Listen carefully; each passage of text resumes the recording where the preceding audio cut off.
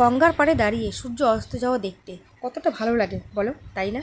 তো রবিবার চলে গেছিলাম হচ্ছে মাঝেরহাট লোকালদের শোয়াবাজার স্টেশনে। তো স্টেশনে নেমেই কিন্তু গঙ্গার ঘাটের পাশ দিয়ে স্টেশনটা, আর রাস্তার পাশ দিয়েই কিন্তু চলে গেছে ট্রেন রেল লাইন। আর এত সুন্দর জায়গা, কি বলবো তোমাদের। গেছিলাম কিন্তু ভূতনাথ মন্দিরে, ভূতনাথ বাবার দর্শন করতে, আর গেছিলাম মোটা বাবার মন্দিরে। তো ঢুকে পরে কিন্তু প্রচুর মন্দির বাদবে রাস্তায় যেতে যেতে এখানে একটা মন্দির, তার কিছুক্ষণ বাদে একটু মন্দির, 5 মিনিট অন্তর অন্তর একটা করে মন্দির। তো এই দেখো, একটা হচ্ছে তোমার মাতা শেরাওয়ালির মন্দির। আর প্রথমে যাব কিন্তু ভূতনাথ ধামে, তারপরে যাব মোটা বাবার মন্দিরে। তো রাস্তার দুধার থেকে অনেক দোকান বসেছে হচ্ছে তোমার, রয়েছে ডালার দোকান, নানান ধরনের জিনিসপত্রের দোকান। আর এইগুলো কিন্তু গঙ্গার ঘাটের পাশেই, আর গঙ্গার ঘাটের পাশে কিন্তু প্রচুর পরিমাণে হাওয়া দেয়। ঠিক বিকেল বসলে খুবই খুবই শান্তি লাগে।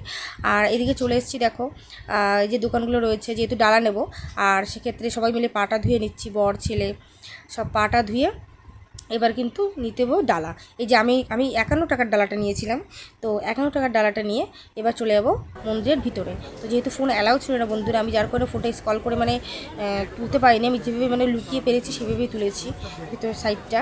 আর এই যে তুলে নিয়ে এবার চলে গেছি মন্দিরের ভিতরে, গিয়ে বাবার মাথায় বাবাকে পুজো দিয়ে, ভূতনাথ বাবাকে পুজো দিয়ে, এই যে পাশে যে গ্রিলটা দেখছো, এর মধ্যে ছিল কিন্তু নন্দী মহারাজ।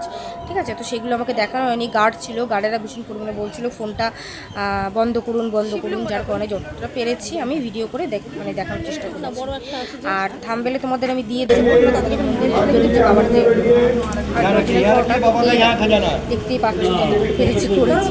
আর এটা ইয়ে করলে প্রণামটা করে নিই, সেদিন হয়নি, মূর্তিটাকে বসিয়েছে।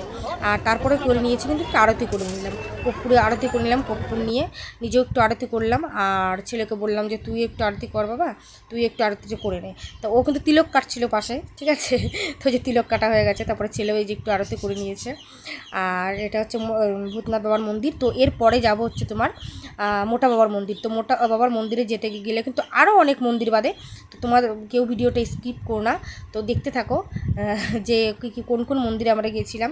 তো তারপরে যে বেরিয়ে, আর আমার ছেলে তো দেখো জামাই থেকে মুছছে, ওটা বিড় করছে কপালের মধ্যে। তো এই যে বেরিয়ে যে লাইনটা টুককে, এই দেখো লাইনটা